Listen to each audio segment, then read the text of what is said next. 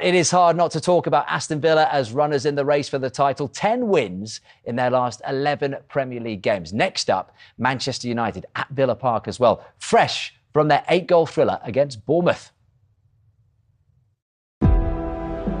Stage set for Buendia. Oh, the glorious free kick. Onana to unleash. The uncertain early days of the season look well and truly behind them.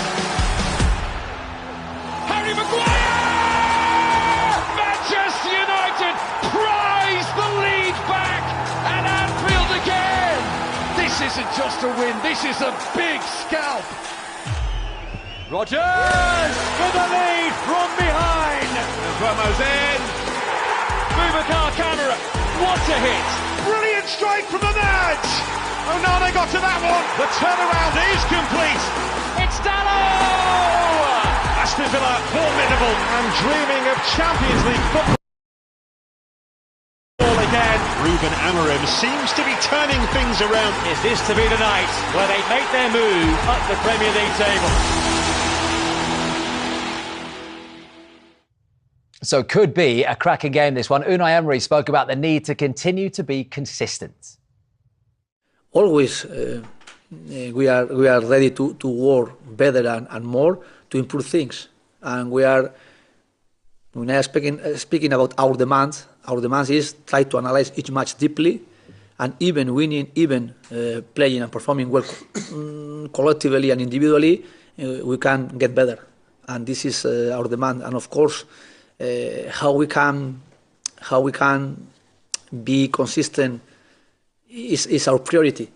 And our priority is to win on Sunday, knowing and respecting them and being humble. Darren Lewis, the voice of football, the voice of team talks, the face of team talks. Here's my first big question for you, my friend. Should we be considering Aston Villa as serious title contenders? I'm surprised we're not, because they have momentum, which is what you need to be a team in a title race.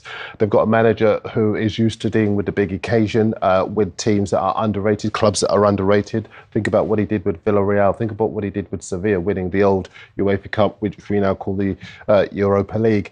And he's a guy who improves players that he works with.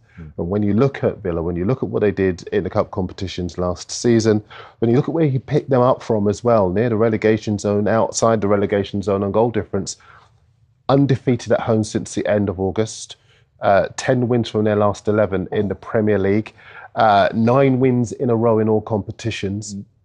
How can you not look at a side like that with the momentum they have, their goal scoring ability? You cannot shut one player down and believe you have stopped Aston Villa. And I think when you look at this game and you look at the fact that Manchester United have got 1 clean sheet all season, you called it a 8-goal thriller. It was an 8-goal exhibition of why Manchester United are a spent force at the moment. The numbers around them that are supposed to be positive, totally unrepresentative of how much of a mess they are.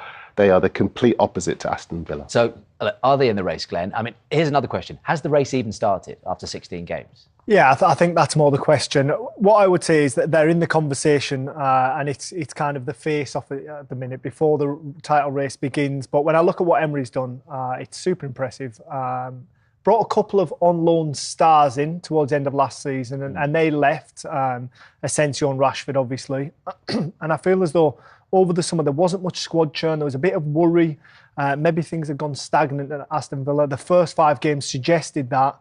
But for a manager to be able to kind of handle that situation, that pressure, that expectation on the group, and then go on a run like he has now, I think he's fantastic. And also, you mentioned when he came in, they didn't have an identity. No. He gave him identity. Absolutely. Ollie Watkins wasn't scoring goals at this point in Aston Villa shirt. Now he's made him an England number 9. So it just shows... And actually, he's had a poor season numbers-wise by his standard. If they are where they are, if he starts clicking in... Well, that's the point, you see. He is not scoring goals as regularly as we expect him to, and yet other players are stepping up, taking responsibility.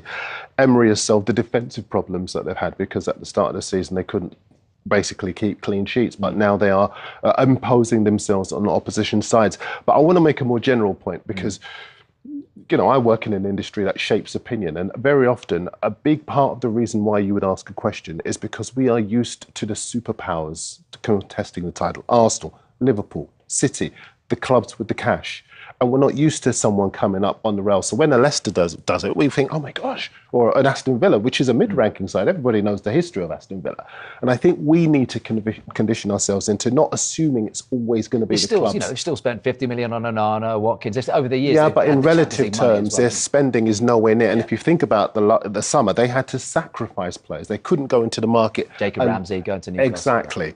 And they would have wanted to go into the market and buy players that would have enabled them to keep a Rashford, to keep other players who they otherwise would not have had to sort of go to other clubs and say, we can't get involved in the bidding for that. Do you know what I think also that they've got in this ingredients, if we're talking about potential title contenders, is that ability to come from behind. I know it's a simple thing, but like I was at your old club, Brighton, when was that? A couple of weeks ago, it was a Wednesday night. 2-0 down. They were 2-0 down. They got it back in the last second of added time in the first half, and then ended up winning 4-3. They did the same against West Ham at the weekend, didn't they? And you look at their bench, or the finishers as now people call them, there's Champions League players on that bench. Donyell Marlin coming off there, and they've got the squad. So what, if they are lacking anything, Glenn, what is it with a manager like Emery?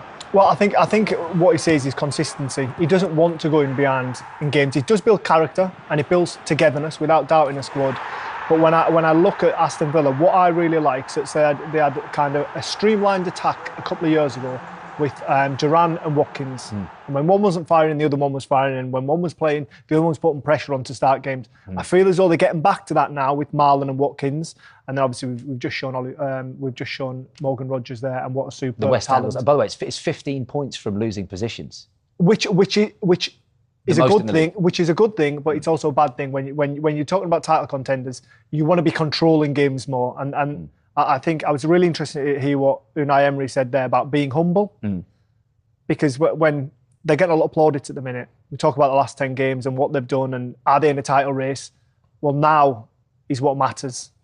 Well, I mean, that's the run, isn't it? I mean, the green is what we should be looking at, because I think as far as they are concerned, they've beaten the lower ranking sides. Only lost the champions on that list. They've only lost to the champions, and I think I agree with everything that you're saying. I think that ability, what they've got to now cut out is the falling behind. They've got to cut out the conceding of the goals. I totally agree with that. But again, I think having that best comeback record in the Premier League will serve them well, because one of the other characters you need in a side competing, not just for a title, but for cups, is character. And that's what, listen, I have to defer to you on that, because that's what you need if you are going to be a side that is going to aspire to being in the business end of the conversation. And the guy that spearheads that is Unai Emery, who we should be giving flowers to, right? I mean, where does he sit, do you think, Glenn, in terms of why are you smiling, why are you grinning?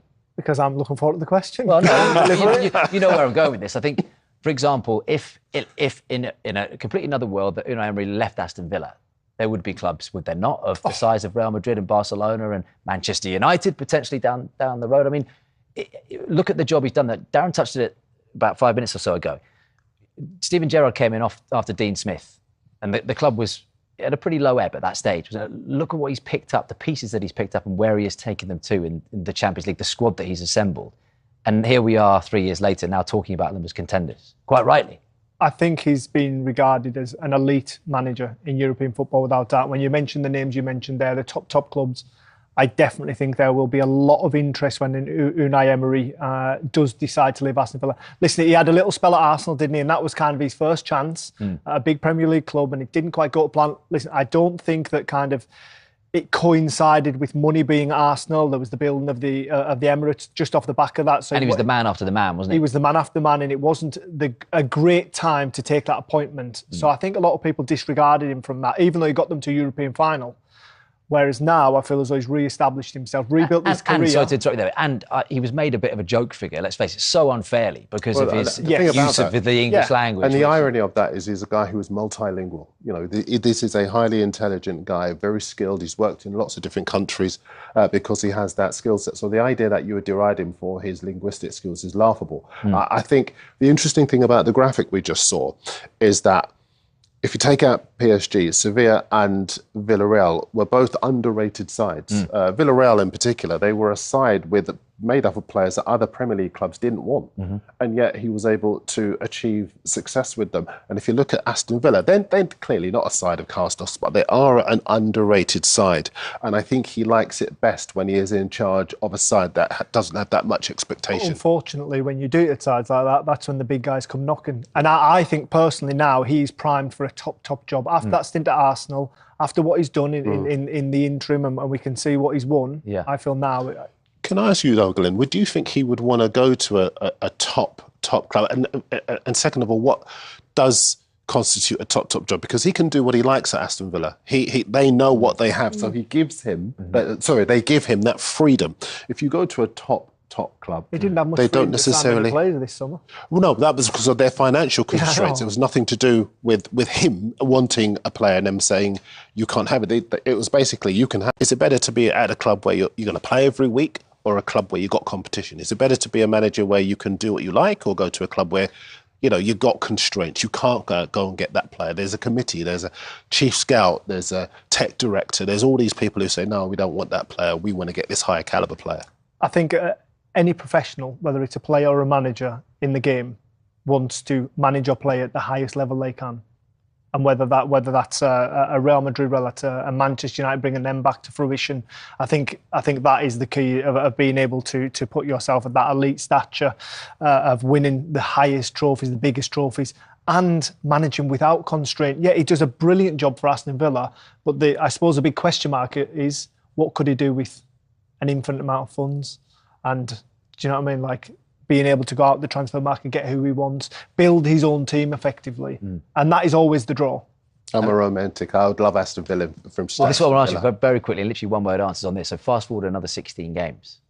Are we still hot on them being in the race? Are they within touching distance? I think they could stay in April, May. I think they could stay. They could be around it. I don't think they'll win it, but I think they could stay around it. In the mix still, Glenn? In the mix. Oof.